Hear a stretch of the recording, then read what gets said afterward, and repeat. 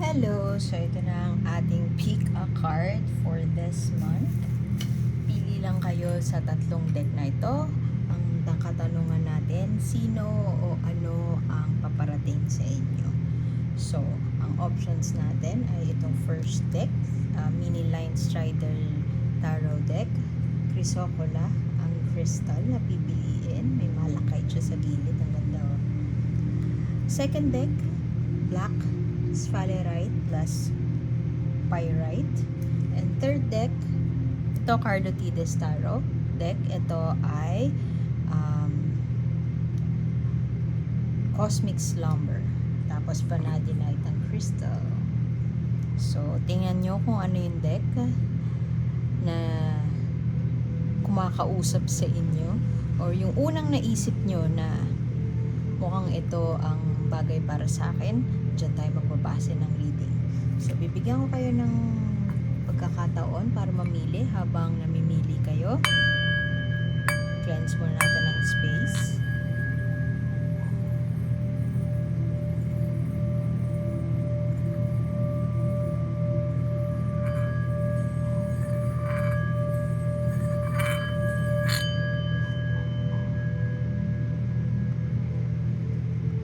Lang natin yung timestamp sa description box para masundan natin yung readings per deck. So, pwede nyo ring i-pause to kung gusto nyo mamili muna ng deck na tingin nyong applicable o bagay sa sitwasyon nyo. Ang tinanong ko sa mga decks natin ay sino ano ang parating sa'yo. Hello mga deck 1 na mga pumili sa deck 1. Ano o sino ang parating sa inyo? Tanungin natin ang cards. Ano o sino ang parating sa sino mang nanonood dito? Mukhang romantic ang kwento natin ngayon. O pwede rin na ito ay being parang torn ka sa isang desisyon. Torn ka sa isang love decision, or pwede rin na kung may kinalaman ito sa trabaho mo ay pinag-iisipan mong mabuti kung ano ang path forward. Pwede din na iniisip mo kung makikipaghiwalay ka na. Pwede din na iniisip mo na gusto mo ng tawagin ang swerte, tawagin na kung ano man yung oportunidad na tingin mo. Yung iba sa inyo maaaring nahaharangan, nabablock ng romantic situation niya, kaya hindi siya makapili o kaya hindi siya makapagdesisyon, hindi siya makapagawa ng desisyon na may kinalaman sa career niya kasi medyo napipigilan or held back siya ng mga mahal niya sa buhay. Pwede din na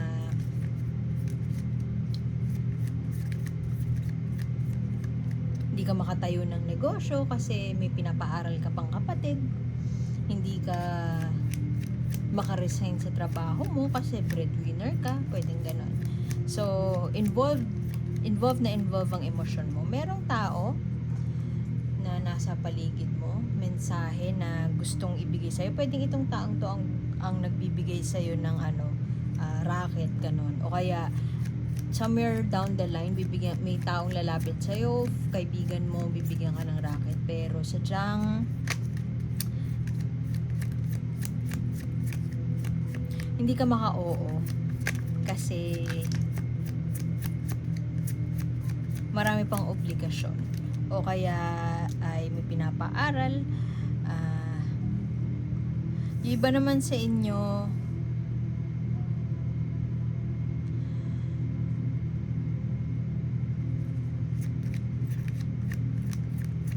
may na-meet siyang tao. Basta opportunity may bagong opportunity pero hindi naka-oo dun sa oportunidad na yun. Hindi nakatalon sa bagong oportunidad na yun kasi meron pang obligasyon. Tied pa, may soul contract pa Yung iba sa inyo, meron nakitang bagong tao na iibigin or attracted sa isang tao, pero confused ka, iniisip mo kasi, bakit ganun? Hindi na ako masaya dun sa kasalukuyan kong relasyon. Bakit ako na-attract sa ibang tao? Pwedeng ganun. Pwedeng may somebody na para sa iyo charming siya. Pwedeng hindi pogi, hindi maganda, pero attractive siya. Napupul ka nung charm ng tao na yun papunta sa kanya. Maaari kasing reflection siya ng mga gusto mo as a partner, gusto mong partner in life, or reflection siya ng yung buhay niya, sinasalamin nun yung kung ano yung wala sa'yo. So, iba yung tingin mo sa tao na yun. Merong star sa mata pag tinitingnan mo yung tao na yun. Pwede din na may star sa mata kasi yung tao nga na yun, siya yung nagbibigay ng racket sa'yo. Siya yung takbuhan mo kapag meron kang gustong may issue ka sa buhay mo, tapos siya yung tao na, hindi, okay lang yan, parang tara ganito, punta tayo sa ganito, para matulungan ka or para makalimutan mo yung mga iniisip mo sa ngayon. Pwedeng yung iba sa inyo ay stuck sa familial responsibilities, pwede din na abusive yung tatay, o pwede din na nasa relasyon tayo na may age gap, mas matanda sa atin, tas yung tao na yon malakas yung kapit sa atin, pero meron ka na ibang gustong gawin na yung tao na yon hindi approve o hindi siya nasisiyahan. Magkaiba kayo ng take in life. Pwedeng traditional yung tao na yon, pwede din na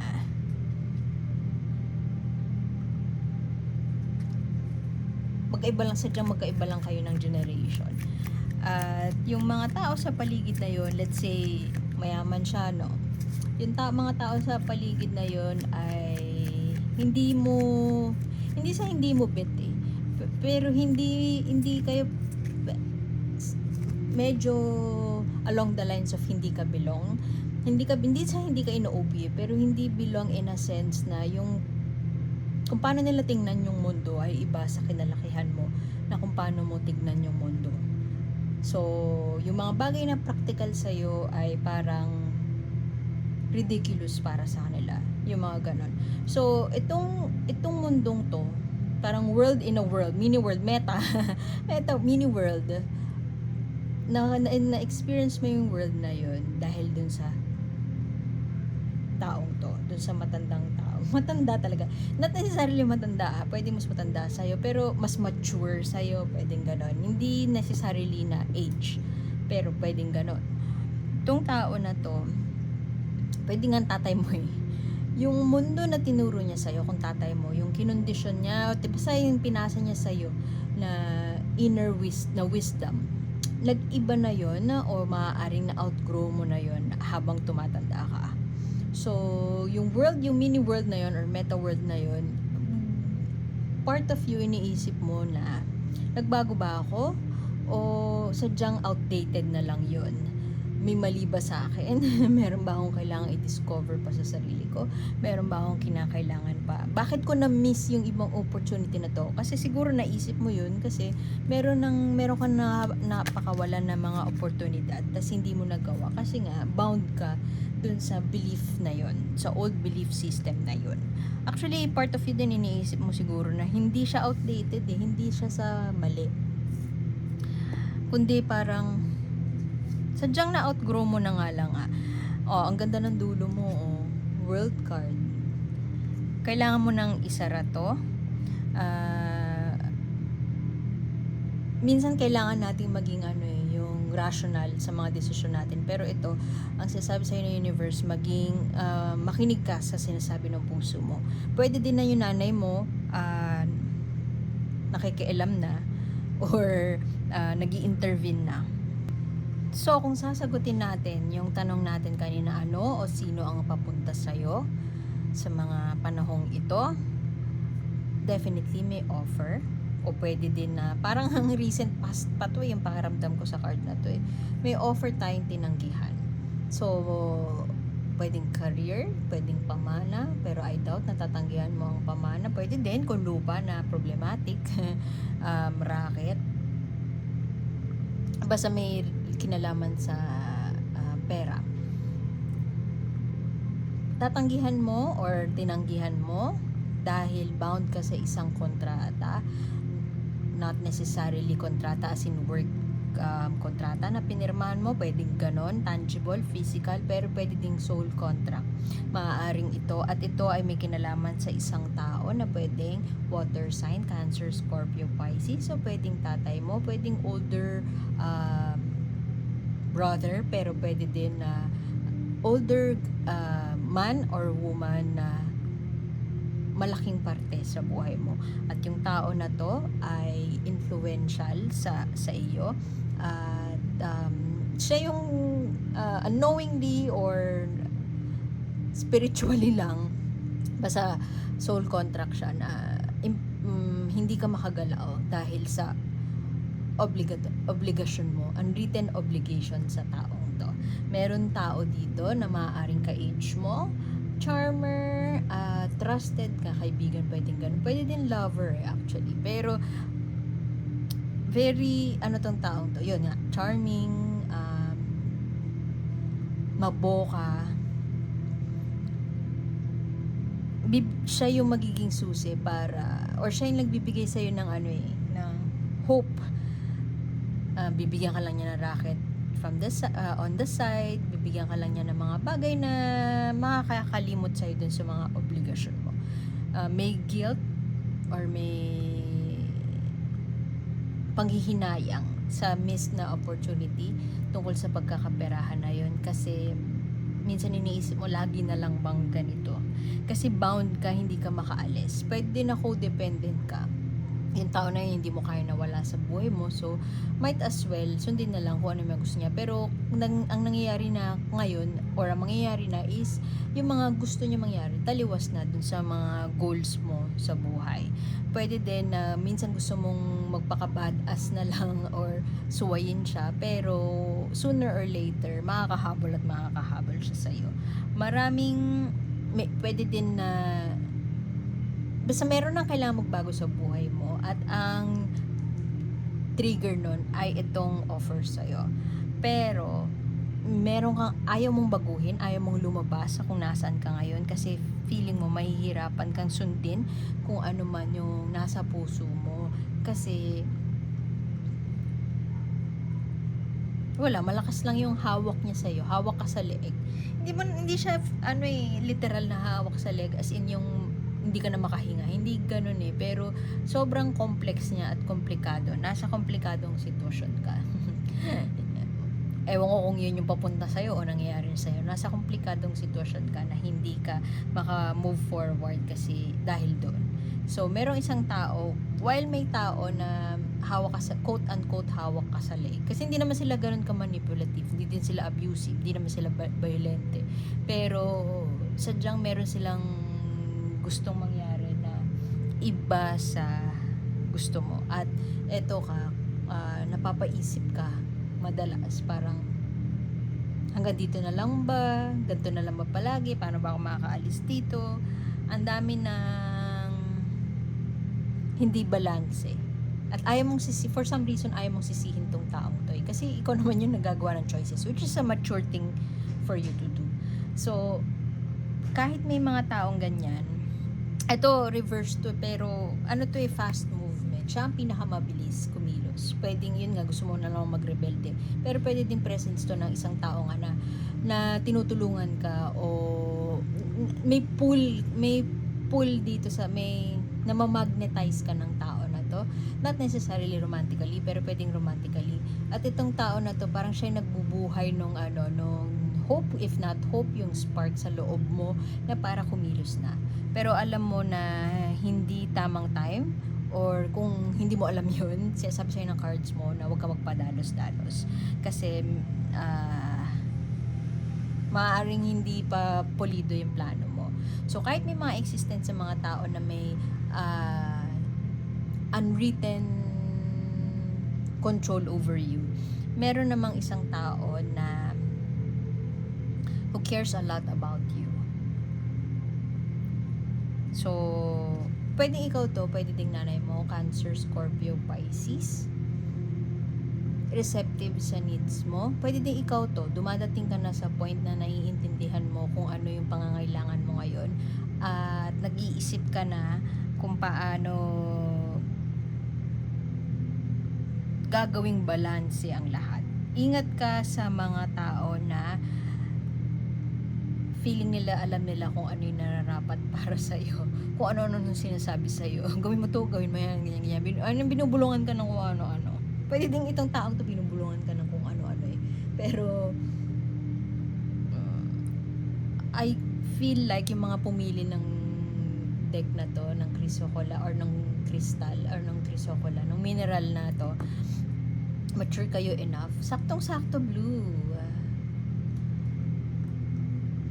Throat chakra.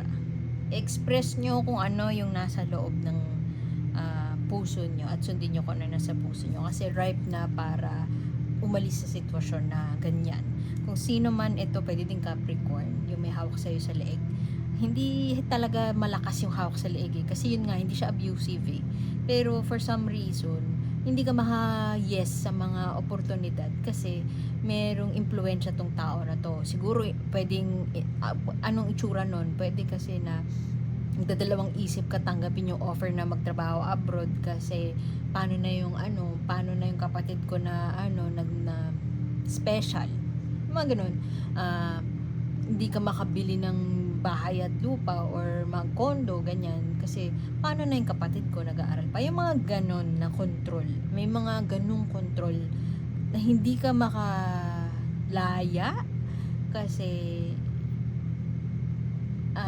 in the background, may mga responsibilidad kang inako na tingin mo, kailangan mong i-carry yung burden na yun. So, wala ditong 10 of swords, 10 of wands, walang makukomplete. Ang papunta lang sa'yo ay offer na maaari mong tanggihan, pero ang magko-continue, feeling ko magko-continue. Pwede din ang mabubudol, kasi nga may dalawang budol dito na tao.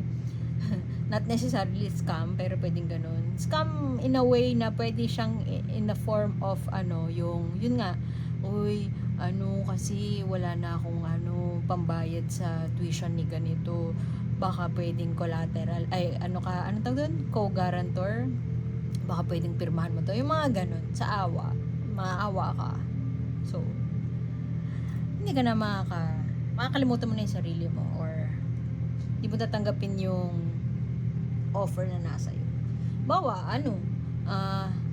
may ipon ka, tapos handa ka nang i-invest yun sa, I don't know, crypto, sa whatever, real estate.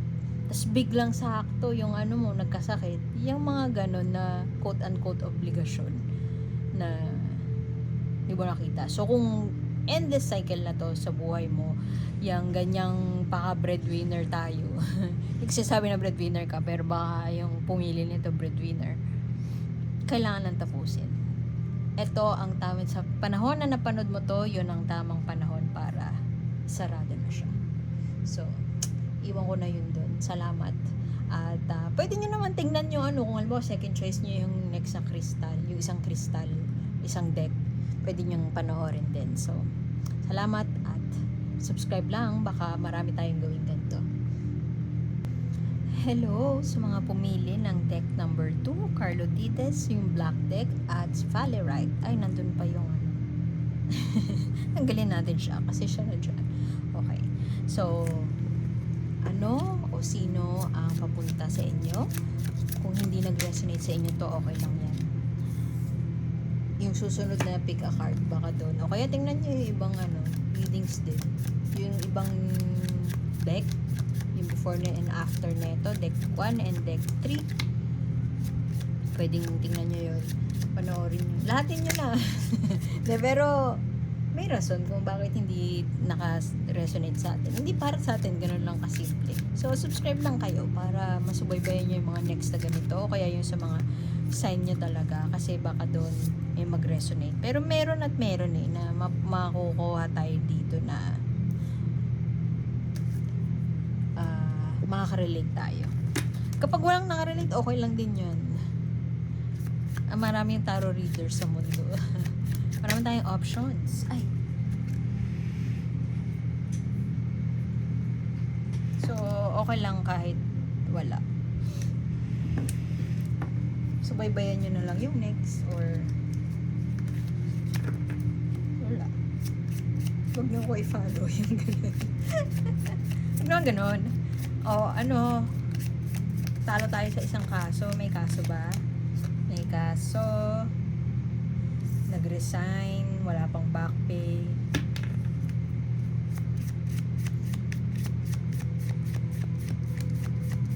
Ano ang parating sa'yo? Problema. Hustisya. Paghanap ng hustisya, merong taong hindi gagawa ng maganda. Hindi ko sinasabi na may hindi maganda mangyari sa inyo. Magkaiba yun Kasi may justice dito. Pwedeng Libra. Pwedeng makikipag-break ka na. Pero feeling ko, work-related. Kasi, merong isang project or merong isang work situation. Let's say, nag-collaborate kayo sa isang project. At hindi mo natanggap yung part mo of the bayad,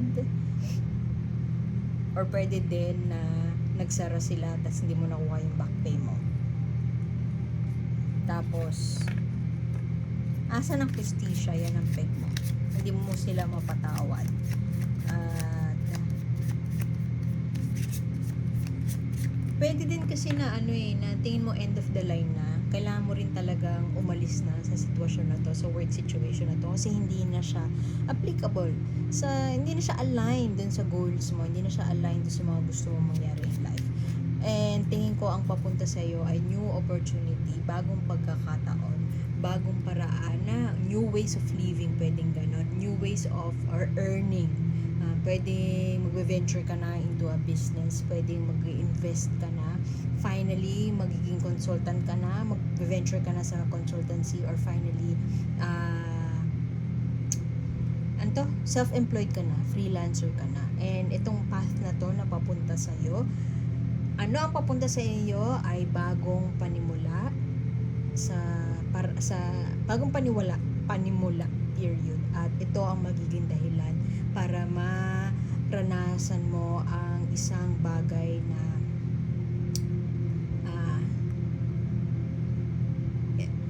emotionally kontento ka. So, a life well lived. Hindi siya agad-agad. Sa oras na pinapanood mo to, sa araw na pinapanood mo to, hindi siya like next month. Kasi first of all, kailangan mo munang magsimula. Kailangan mo munang mag-take ng leap of faith. Talon muna at manalig sa parachute na darating. Habang hindi mo pa ginagawa yun, nandito pa tayo sa paghingi ng hustisya, ayaw magpatawad, or hindi pa tayo tapos dun sa kontrata na sinusolve natin or tinatapos natin in the most recent past. May lovers ka dito, pwedeng may kinalaman to sa love situation, pero parang hindi kasi with these two cards here. Pero ang lovers naman kasi, it's all about making a choice. Ayaw pang mag-make ng choice, ayaw pang manalig, ayaw pang tumalon. Okay lang yan. May naman merong divine timing silang tinatawag. May darating ang tamang panahon para masabi nyo sa sarili mo na tatalon na ako. Paiikutin ka muna ng universe, bibigyan ka muna sa katutak na problema para ikaw mismo magdesisyon na magsimula ng panibago. Alam mo yung yun? Living on a jet plane. Yung all my bags are packed, I'm ready to go. Ito yun, bagong pagkakataon. So mararanasan mo lang yung basking and maligo sa mahiga sa ginto. Tingnan mo yung dragon, nakahiga siya sa pile of gold. Mararanasan mo yan pag nag-take ka ng leap of faith. Kapag gumawa ka na ng isang bagay that scares you, na may kinalaman sa maaaring investment o pag-alis sa trabaho. Maaaring, alam mo yun, yung natutulog lang ang pera, hindi siya magandang pakinggan, di ba? Or practical, hindi din siya practical. So, maaaring ibig sabihin nun ay na uubusan tayo ng pagkakataon para mapalaki pa yung pera kasi hindi tayo kumikilos, hindi tayo gumagawa ng paraan. At kanina yung nahulog ay 'di ba lovers, ayaw mamili. Ang daming options na binibigay sa iyo. Lagi ang reference ko dito, Alice in Wonderland. 'Di ba si Alice, siya, sinundan niya yung rabbit, tapos ang dami niyang napuntahan. Tapos yung isang deck ko din, Alice yung reference sa card na to. Maraming options. Yung isang deck naman si Alibaba. Marami siyang options, pero kailangan mamili. Kailangan mong mamili sa multiple options na yon. At ikaw ay nanganganib na mamili na magstay at hindi gumawa ng over the fence ka palagi. Ayaw mong gumawa ng ayaw mong kumilos, ayaw mong gumawa ng paraan, ayaw mong mamili. Gusto mo magstay sa kung nasaan ka ngayon. Lovers is all about choices. Hindi porket nakita natin to dito, ibig sabihin nito ay meron kang new love, parating na love. Pwede din na, sige, natin sa love, pwede din na you're staying for all the wrong reasons. Ganun pa din. So, whatever, pang context niyan. Ganun. Medyo mabagal tayo. Kumilos. Actually, pwede din na meron kang pero feeling ko ikaw to eh. Pwede din na may kaibigan kang Taurus, Virgo, Capricorn. Methodical. Parang gusto mo slow and steady. Aralin ko muna. Lista ko muna. Mag-notes muna ako. It will take you forever. Pero walang mangyayari kung walang aksyon. Kung hindi ina-execute. Laging plano lang. Eto pa, plano pa yung nasa baba niya. Sandali, maingay ulit. Excuse me. Pasensya na kayo sa mga ingay sa paligid. So, kung saan ka man patungo, mukhang paplanuhin mo ng maigi at pag-iisipan mong mabuti bago gawin yun. So, I think that's a good sign. It's a good thing. Pero, balik tayo dito. Ito yung take that leap muna. So, kung sasagutin natin yung tanong na ano o sino ang papunta sa'yo, mukhang nasa manifesting space ka. Congratulations. Merong bagong oportunidad o bagong panimula ang parating sa'yo. After pa niyan, ito, plano. Plano yan. So, mukhang magpaplano ka sa isang bagay na maaari may kinalaman sa investment. Pero, kung walang kinalaman sa investment to, kung tungkol sa pag-ibig, mukhang susuriin mo munang mabuti bago ka tumalon. Pero, sa sequence ito, sa interpretation ko sa cards mo, kung ano man yung hustisya na gusto mong makamit, let's say yun nga, back pay yan, salary increase, whatever, sa project na hindi mo pa nakukuha, yung pagtalon, yung leap of faith, it will come after that. So, kung gusto mo nang mabago yung sitwasyon na yan, maaaring dead end na kasi kung ililegal mo pa yan, dadaan mo pa sa legal na proseso. Maaaring tatagal ka doon at matatagalan ka din sa pagkamit nung life well lived o yung bagay na tingin mo makakaraos ka in life, financial wise. So, maaaring conservative tayo, ayaw pa nating magpadalos-dalos sa pagpaplano o sa pagdedesisyon. Pwedeng conservative din tayo sa pag-invest. Pero regardless kung gaano ka conservative, ingat ka na magpadalos-dalos at magpadala sa emosyon. Kasi maaaring ito ang haharang doon sa doon sa inner wisdom mo, doon sa clarity na kinakailangan mong makuha sa ngayon. Kasi mukhang mapapresentan ka ng maraming opportunity. Maraming opportunity ang darating, yun ang parating sa'yo. So, yung mga pumili dito, saktong-sakto yung pyrite, quartz, pyrite, sphalerite, yung black deck na to. Ito. Yung mga pumili, deck 2 choosers, congratulations. Pero ang magiging parang Achilles heel mo. Achilles heel yung hindi mo alam na weakness mo. Ang magiging Achilles heel mo ay ang emotions, not necessarily sa'yo lang, pwedeng emotions ng people around you. Kung magpadala ka doon, lalo na kung galit sa clamoring for justice, kung magpapadala ka doon, maaaring hindi dumating ang hindi mag-dawn on you yung wisdom na kinakailangan mo para makapag-desisyon ng tama. Bakit may langgam? So, manifesting space. Marami ka ma-manifest, lalo na yung opportunities na yan darating. Pero mukhang mahihirapan tayo mamili kasi sa sobrang dami nila hindi mo na alam kung ano. So, maaaring wala ka nang piliin at all. Hindi ka na pumili. Pero, yan ang magiging blockers mo sa pagkamit ng ano. Hindi ko masabi kung itong diligence, perseverance. Hindi ko alam kung gaano katagal yan. Yung patience na yan. Maganda ang patience regardless of ano yung context. Pero hindi ko wala sa deck mo ang nagsasabi. Subscribe ka na lang baka sa next na reading sa sa zodiac sign mo dun lumabas. Hindi ko masabi na kung good thing or bad thing na maging methodical tayo, mag-focus tayo, parang slow and steady. Kasi merong mga pagkakataon na kailangan kumilos now na para matrial and error mo na minimum viable product, ganon. Meron ng minimum viable product, tas test lang, experiment para makita kung nag-work siya. Pwedeng ganon yung scenario mo at hindi helpful to pag ganon. Pero pwede din na lalo kung investment, maaaring research muna ang makatulong sa'yo. Pero generally, and definitely, meron kang opportunities na darating, may bagong chapter, may bago kang tatahaking landas. Maaaring resulta ng pagpili mo sa maraming options na to, pero definitely hindi siya kung nasaan ka ngayon. Kasi full to, bago. Yun, kailangan mo munang umalis dun at mamili ng tama kasi may planning phase na magaganap. So, congratulations. Ingat ka sa padalos-dalos na emosyon at kalimutan na ang nakaraan. Kasi, ang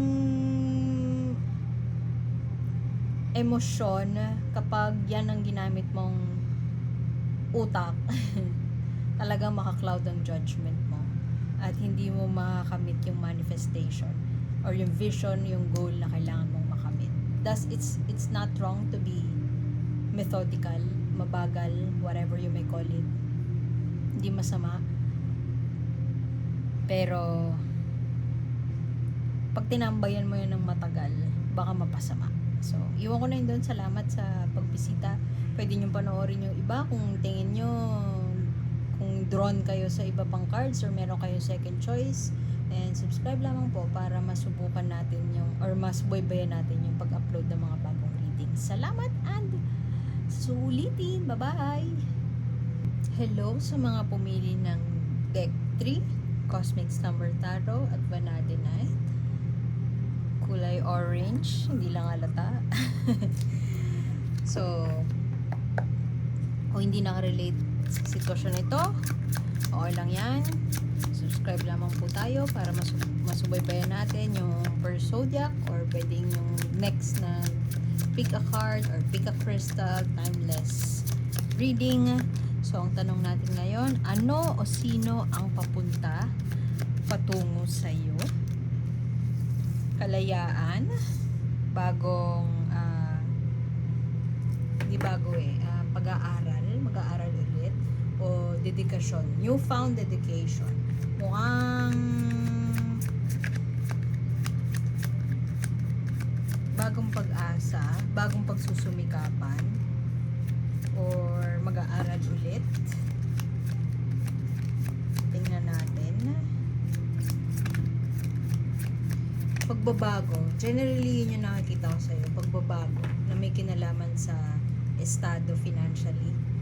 Bago ng trabaho, pwede. Kasi 2 8 agad yung lumabas sa'yo. Action, taking action. Pagbabago, maaaring nakalaya o maaaring ito mismo yung parating sa inyo, kalayaan mula sa sitwasyon na matagal nang buwabagabag or sitwasyon na kahawak tayo sa leeg, makakalaya na tayo ron at makakapag tingnan mo, building blocks tingnan mo, ni-stack niya yung coins niya, one above the other, nag-iipon. So, sigurong yung iba sa inyo, kung marami sinusustentuhan at hindi naman kailangan, makakalaya na tayo doon at makakapag-umpisa na tayong mag-build ng blocks of coins, makasimula na ng pag-iipon. Dahil 8 yan, pagbabago, action, kikilos ka na, gagawa ka ng paraan para makarating sa lugar na ito at makalaya sa sitwasyon na matagal mo nang kinalalagakan. Pwede ding regeneration. Uy, nice. Ang ganda ng mga readings ngayon. Ang gaganda ng mga readings per deck. So, kahit anumang piliin mo dun sa tatlo, ang ganda yung yung mga mensahe. Bagong ideya. Bagong pagkakataon para makasimula ng proyekto.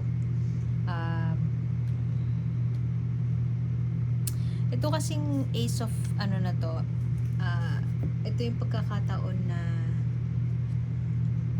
meron kang idea within you for the longest time, tas ito na yung pagkakataon para i-wield mo yung wand, gamitin mo yung tawag dyan, magic wand para mag-manifest ng bagay.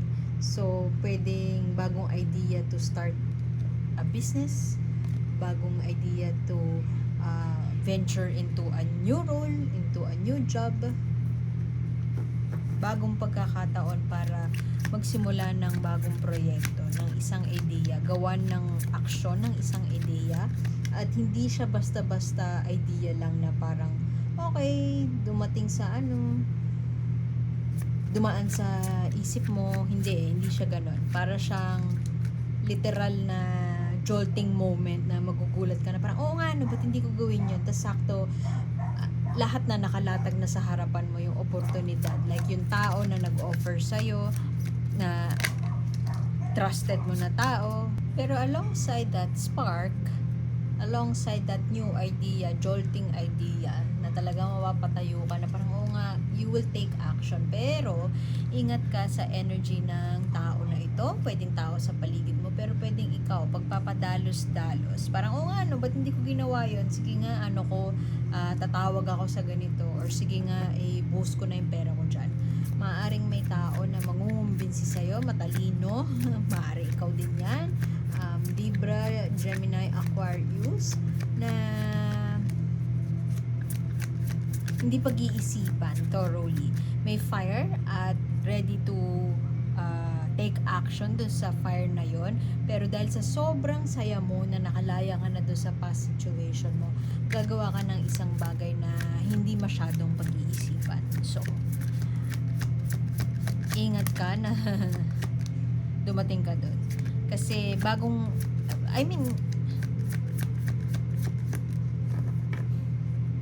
may mababago sa buhay mo.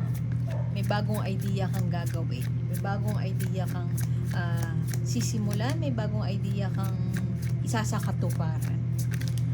Kung yung iba sa swerte nakaka-manifest, ikaw sa gawa. So, you're a person of action. So, ingat ka na magpapadalos-dalos ka, at itong pagpapadalos-dalos na to ay nanggagaling sa spite. Bawa, yun nga, nakalaya ka doon sa previous job mo. Sa sobrang talino mo, sa sobrang galing mo, alam mo na kaya mo on your own, or kaya mo mag-invest, or kaya mong gumawa ng isang bagay na ikaw lang, or meron kang team behind you. Ingat ka na, gagawin mo yung project dahil gusto mong makaganti dun sa tao na iniwan mo, or ingat ka na mag-i-invest ka sa isang bagay na hindi mo pag-iisipan ng mabuti, hindi mo pagsusumikapan. So, parang tunog budol, 'di ba? Tunog scam, 'di ba? Yung isang malakihang labas ng pera, tapos gusto mo na mabilis na return. Gusto mo overnight kikita. So, pwede mag-i-invest ka ng malaki sa isang bagay kasi feeling mo madodoble agad siya or matitriple in a few months time. Ingat ka magpadalos-dalos doon. Ingat ka sa mga sasabihin ng mga grupo around you. At ingat kang gumawa ng desisyon para lang makaganti doon sa nilayasan mo na, doon sa kung saan ka lumaya. O pwede din na feeling mo hindi ka nagbe-belong sa isang grupo. So, sa isang common na opinion. So, patutunayan mo yon by venturing into something bold. Venturing into something bold. Tatapangan mo, gagawin mo isang bagay na to, pero hindi pag-iisipan ng mabuti. So, mukhang ang padating sa'yo ay looking onto the future. Makakalaya ka na sa isang sitwasyon na sinakal ka for the longest time, at positibo mong titingnan ang daanan papunta dun sa goals mo. Malakas ang fire within you na gumaksyon sa mga bagay dahil ayaw mo nang bumalik dun sa isang bagay na hindi ka na ikahon ka, na limitahan ka. Pero ayun na nga.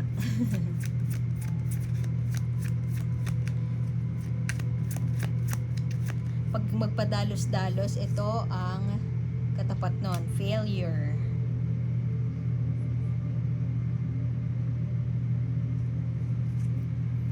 Kasi okay na tong energy na to eh. Okay na tong perseverance, hard work.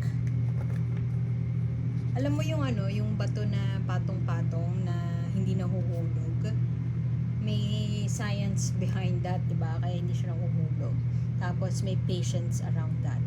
So, paano ma-channel yung patience para isakatuparan itong manifestation na to? Kasi hindi ikaw yung tipong tao na maghihintay sa grasya or maghihintay na sa tadhana kasi naniniwala ka na may sapat ka na kakayahan at talino at fire sa loob mo para gawan ng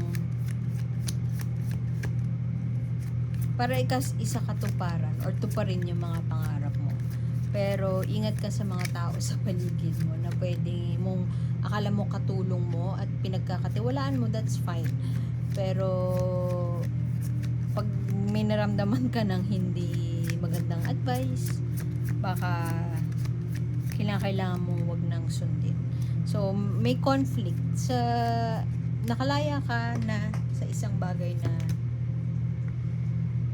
nakulong ka, pero dadaan ka muna sa conflicting situations. Pwedeng failure, pwedeng rejection, pwedeng mawawalan ng pera. So,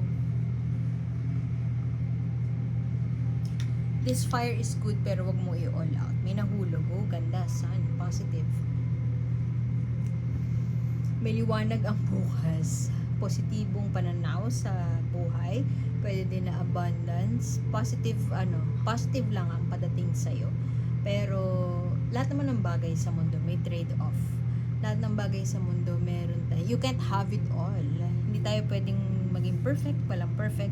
At siguro ang advice with this card is look into the future with positivity kasi dun mo ma-attract yung positivity. Gawin mo man yun o hindi, with the presence of this card, obviously positive ang darating sa'yo. Bagong parang childlike titingnan mo yung mundo in a child's eyes. May innocence, may openness. So, yung innocence na yun, pwedeng dun manggaling yun yung entryway ng mga budol people around you. So, ingat ka lang. Kung meron kang isang bagay na binibuild for the longest time, huwag mo i-all out. Kung i-invest mo yan, huwag mo i-all out dito sa new project na to. At expect the worst. Do your best, pero expect the worst. Kasi maaaring merong conflict, failure, rejection na padating, pero laya ka naman doon. Meron din pwedeng missed opportunity sa pera. Wag mong pagsisihan siguro kung halimbawa man ay matalo ka sa isang nag-gamble ka sa isang bagay tapos may talo. Kasi mukhang nakafocus ka doon sa what's out there instead of yung nakaraan mo, which is such a good thing. Pero sa sobrang positive mo, baka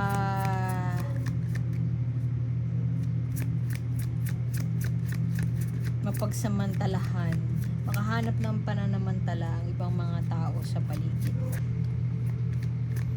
So, vitality, positivity, lahat na ng success may isip. Lalo na matalino ka, tsaka may grit ka, may passion ka. Success ang parating papunta towards you.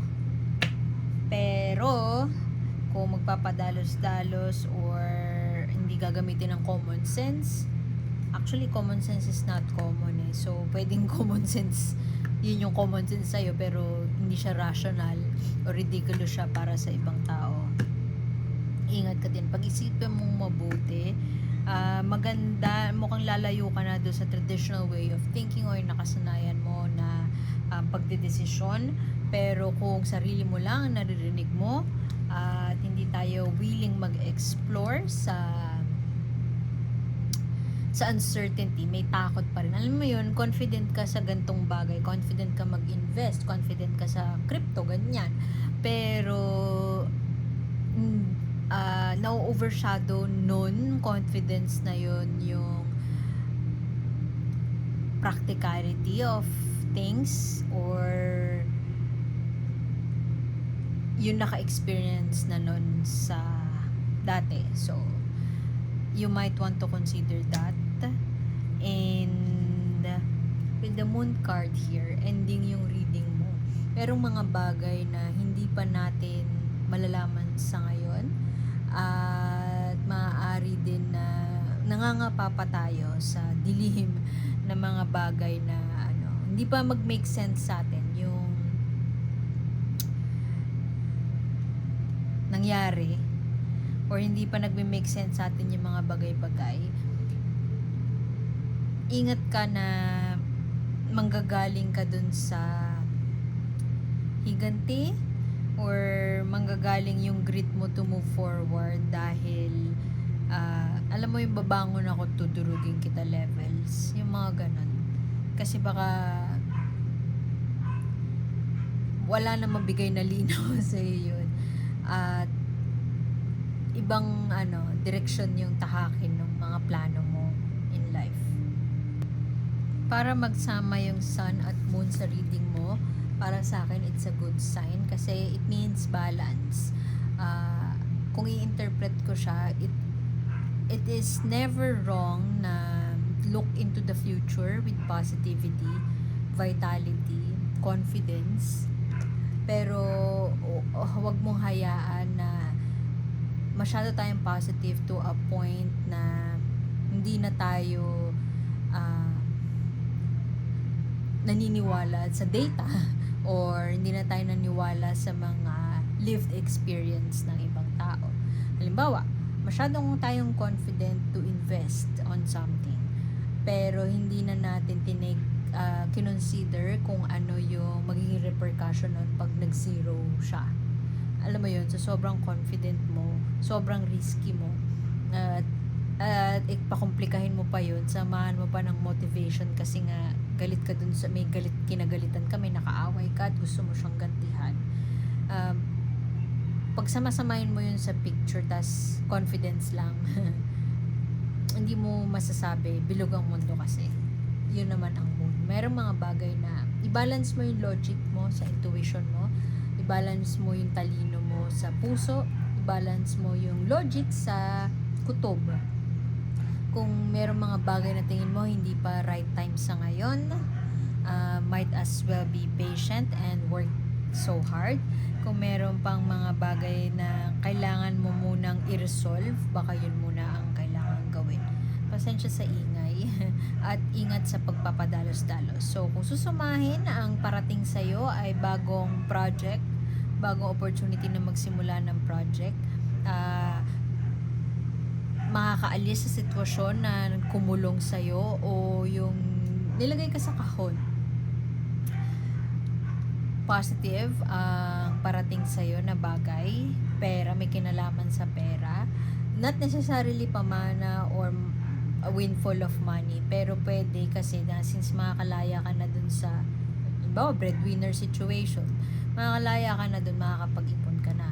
Ngayon, makakaranas ka ngayon ng parang kakaibang abundance kasi nga nakakaipon ka na eh. So, ingat ka na yung abundance na yan ay bigla may sudden spark of sa'yo na parang, o lalo na may grupo na nagsabi sa'yo na, invest ka sa ganito, invest mo sa ganyan. Kung hindi mo gagawin yung research mo, at maniniwala ka lang doon sa mga tao na yon, ingat ka kasi baka mag-lead siya sa depression o sa isang bagay na hindi mo ikakaigaya, failure or rejection. Pwede din kabaliktaran nun, masyado kang confident at malaya ka na, so alam mo yon, impulsive na tayo sa mga desisyon at hindi na tayo makikinig sa mga tao na masama din yung sobrang positive minsan kasi nga hindi na natin take into consideration yung intuition natin.